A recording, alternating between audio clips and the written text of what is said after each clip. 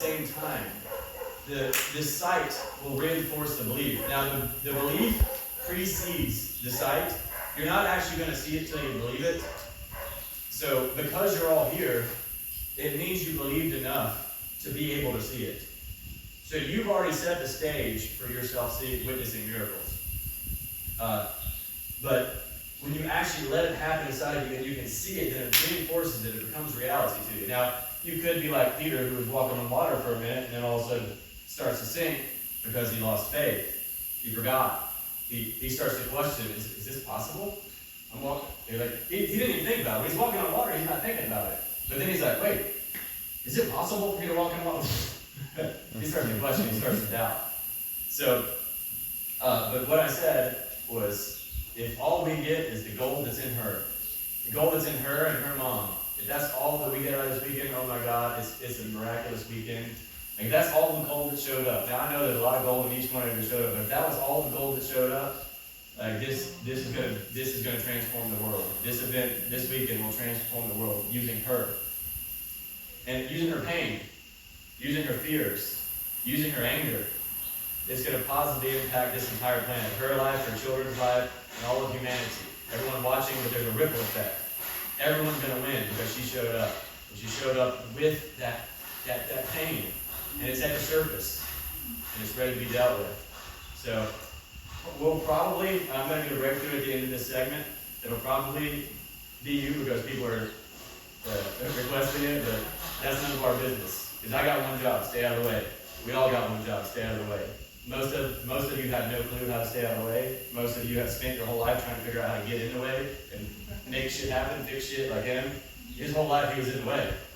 And so he's thinking he's helping people, but he's hurting people, not knowing it because he's playing God, not realizing that's what he's doing. What's happening? What happened right here? Share with the class. Oh, you're asking. Oh, you're fucking asking for it. Like, I'm trying to wait until the right moment. Now you're just asking for it, like making this moment right. But what's going on? She was just looking at me, and I said, I feel it. You feel it? What do you feel? Okay. You feel okay? Okay. And so you were letting her know that it's okay, or what were you? Why were you? What keep in mind? This is a safe place. You're letting her know that's all right. You got her. And that's good because it's a mother energy right here. Because you got this dude up here digging people, and then you're like, whoa, yeah, right. So sometimes you need, like, again, we got the mother daughters here. Most of the females have been so programmed to fear masculine men. Now you probably be like, you're not fucking masculine. I get it, but I'm not the definition of what you were programmed into believing. I'm what's called divine masculine, which doesn't force anything, but it's extraordinarily powerful. So, power comes from authenticity. Force comes from faith. You're fake, and you're forcing your faith down someone's throat. So you can force this world to do what you want it to do. If you fight for your faith hard enough, you can make it. You can bend it to your will. But what good is that? Because it's a lie. So, power comes from authenticity. Authenticity comes from vulnerability. You never knew that vulnerability was your power, huh? But you saw it already today. People being vulnerable, and you saw how powerful they are when they just share. They stop trying to be fake. You stop trying to force their fake smile on people and make people believe that they're happy when they're actually not. And they just say, hey man, here's what I'm dealing with. Did you know that vulnerability is more powerful than excellence? You can watch somebody who's excellent, like they've mastered something and they're the best in the world at it. But you will cheer more for somebody who's courageous and taking that first step, a little kid that takes that step and gives it everything they got. They might fail, but they give it everything they got, or they might succeed, but nothing compared to the excellent person, and yet they get the biggest cheers. Like my little baby boy, when he starts walking up, give it everything, oh my God, he's fucking walking. I walk, And I know what cheering for me. I'm an excellent walker. Well, they cheering for me. Oh, thank you. Oh, there you go. Okay, appreciate it. She cheered for my excellent walking abilities. But the point is, excellence isn't powerful. It doesn't give you any power. Y'all see that? It's that vulnerability. It's that courage. And courage is feel the fear and do it anyway. If there's not any fear, then you can't even have courage. Faith untested can't be trusted. If you know how to do it, it doesn't take faith. If it doesn't take faith, it's not big enough. I'll say it again. Faith untested can't be trusted. Well, how do you test faith? Well, if you know how to do it, it doesn't take faith. So how you test faith is by doing something that you don't know how to do. And if you're only doing things that you know how to do, it doesn't take any faith, which means you're not growing. It's not big enough. Why it's not big enough is because you're not growing. You're still sitting inside of your comfort zone, and your comfort is your cage. The only thing you're in control of is your smallness. I said it earlier, but it's going to hit you deeper, as I'm saying it right now. The only thing you're in control of is your suffering. And love says, the only thing that I ask you to sacrifice is your suffering. Lay that down. You're like, how do I get to be happy? You can't. You're leaving what's real in pursuit of what appears to be. You can't create happiness. It's already there. All you got to do is stop uncreating it. Or blocking yourself from it. You can't even uncreate it. You're just blocking yourself from it. All you got to do is stop. And that's what this section is about. How do you just stop? And how do you just be? Because most people do so they can be. It'll never happen. You'll never be able to do your way into being. But you can be your way into doing. Because the master does nothing and leaves nothing undone. These plants out here, especially in Costa Rica. I mean, you'll go out like there's some bamboo trees back there in the back. Those fucking things grow like a foot every day. Like, how in the hell? Like, they don't look like they're doing anything. But somehow you go back the next day and, like, what? Because it's being so well that it's doing so much. It's being done. And so that's what you're going to do, what you were talking about earlier. Like, you're going to ask me to rearrange my whole existence or what? Yes. I told you earlier, you once were a caterpillar walking around your belly eating leaves, and I said, who would rather be a butterfly with wings drinking nectar? And everybody said yes. I said, okay, well, what's going to have to happen? You got to let the caterpillar die so the butterfly can live. A death and a resurrection is going to occur in these 3 days, but you've got to turn to mush first. You've got to let go of what you think that you know. Because everything that you want and don't have is on the other side of letting go of something you are dead certain about. And if you're certain about it, it's already dead. Because you've put love inside of some sort of box, inside of some sort of answer. Love is the only answer. And where your power comes from is not regurgitating answers, it's in questions. Your power comes from your questions. Really great question. Let me start with a poor question. A poor question. So the quality of your life is in direct proportion to the quality of the questions that you ask yourself. Poor quality question. Why am I so stupid? Right? Well, then all of a sudden, I'm going to find every reason why I'm so stupid, right? Poor quality question. Why am I always, why does everything always go bad for me? Poor quality question. The great quality question. One of the greatest questions that I've found thus far. What am I going to use it for? That's one of the greatest questions that I've been blessed enough to receive. What am I going to use this for? What am I going to use what for? Anything. What am I going to use? Go and ask yourself right now, what are you going to use this event for? You get to decide. I don't get to decide what you use this event for. You get to decide. So maybe just for a moment, say, what am I going to use this event for? And you can decide right now what you're going to get from this event because you're responsible. I'm not responsible. I'm responsible for what I'm going to get from it. You're responsible for what you're going to get from it. So just start asking, what am I going to use this for? What you get from it is what you use it for. See, we go where we live emotionally, and we use our environment to get ourselves there. Most people's comfort zone is stress and anxiety or numbness. Yes, I pointed at you. That's most people's comfort zone. Either stress, anxiety, or numb. And then all of a sudden you feel some joy for a moment. You start to experience heaven. We do the wrong thing so long, the right thing feels wrong. You start to experience heaven. What do you do? Anybody ever like really just all of a sudden like you experience miracles and you're like walking on water, like, oh my God. Anybody ever like got to this moment where it's like, oh wow, it's just heaven, and like, how could it be so good? Anybody ever had an experience like that before? What happened immediately after? You sabotage the shit out of it. Yeah. It's the thing where I'm gonna break up with this person before you break up with me. So terrified of losing it that you go ahead and destroy it on your own. Breakthrough. So you don't lose it.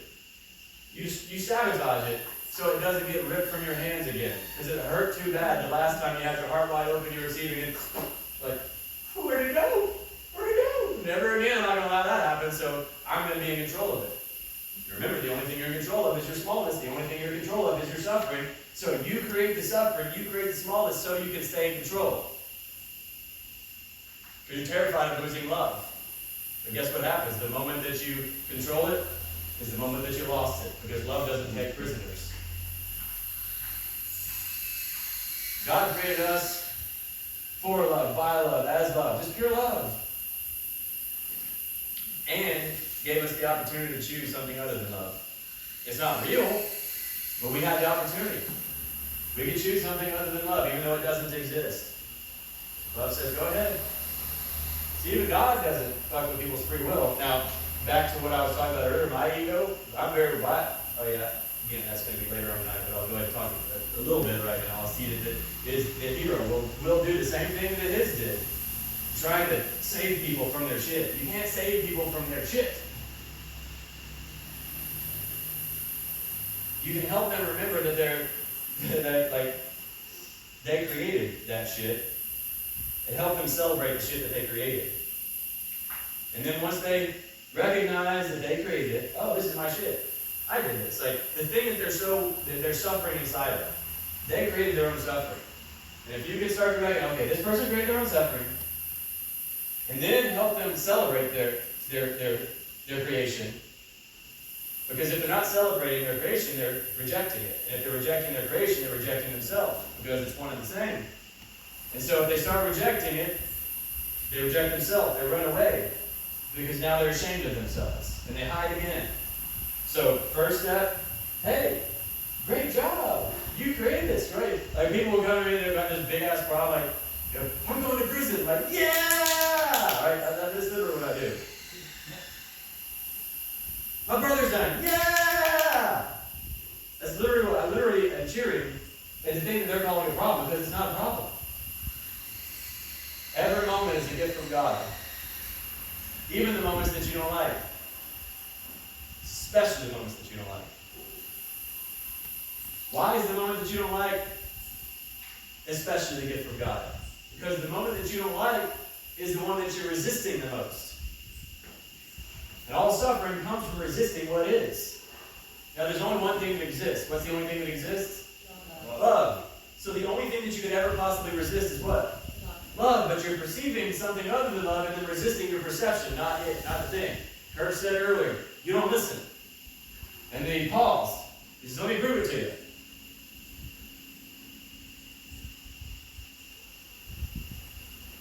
And inside of your heads, we're like, what's he doing? When's he going to prove it to me? What's he going to say? Do I even like what he's saying? Do I even like what it? Do I like this chair? Do I like this? And all of a sudden, you're starting to have conversations about what's going on with the moment. You're not being in the moment. You're having conversations with yourself or your ego. It's actually two. It's your ideal self and real self fighting arguing with each other. Who you are is the one that's observing the two talk. Breakthrough. Who said that? Don? Oh, breakthrough, Don? Yeah, you're the observer. You're the one that's still exactly the same after the two are done with their conversation. You're still there, like, but if you get sucked into one, like, and then you start identifying with the real self or the ideal self, that's your dance. Which one am I going to be? This one or that one?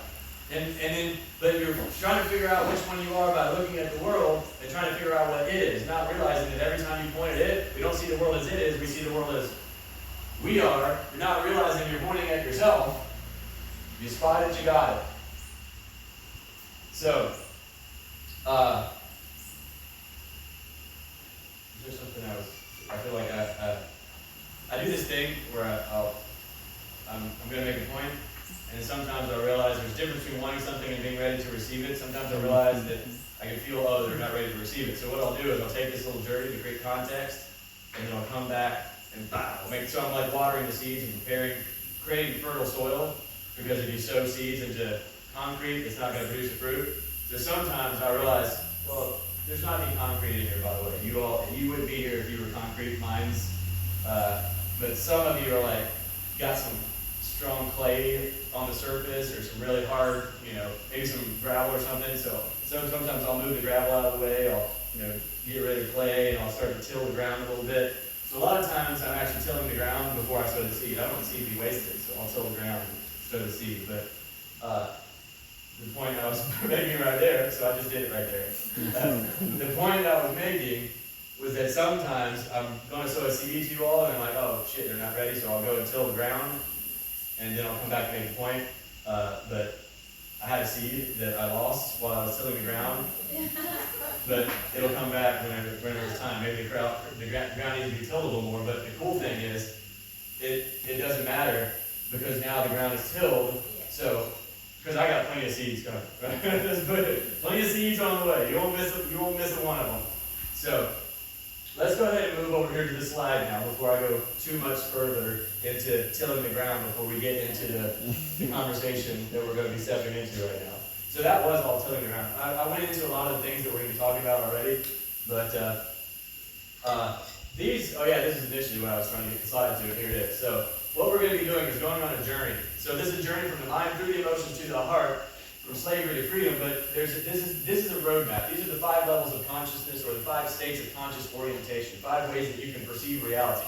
Now the truth is, this is level 5, we're all in level 5 all the time, but what you believe to be true is true for you, even if it's bullshit. So we'll perceive ourselves down here. Most people are perceiving themselves down in level 1. Now the cool thing, and the sucky thing, your greatest gift is your greatest curse. You know what your greatest gift is? You're always right. You know what your greatest curse is? You're always right. So the question now is not good, bad, or right, or wrong. It's what works and doesn't work given what you're trying to accomplish. So the question is, do you want to be right about what you're right about?